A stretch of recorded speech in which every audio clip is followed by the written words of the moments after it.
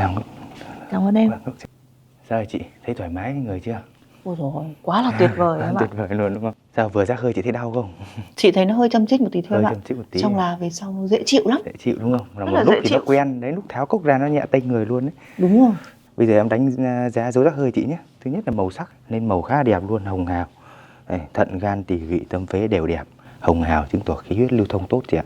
Chỉ có một vài những điểm bó cơ quan trọng thôi, những vùng này này thì nó hơi lên đậm màu hơn một chút thôi. Chứ còn không có ảnh hưởng gì cả. Trong người mình khá là tốt. Gần như sức khỏe chị tốt, chỉ nó gọi là bó cơ nhiều thì nó gây ra tình trạng đau mỏi nhiều thôi.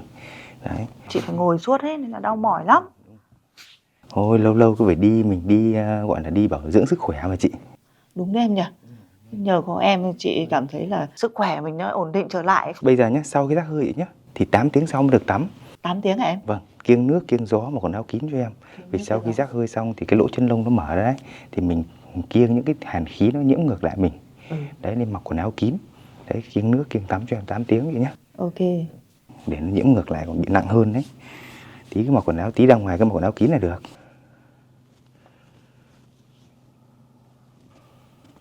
Ô em ơi, Dạ. trà gì đây mà cái vị nó như mùi mật mía ấy. Chị trà thảo Ngon mộc thế. đặc biệt bên em với chị. Thế à? Vâng.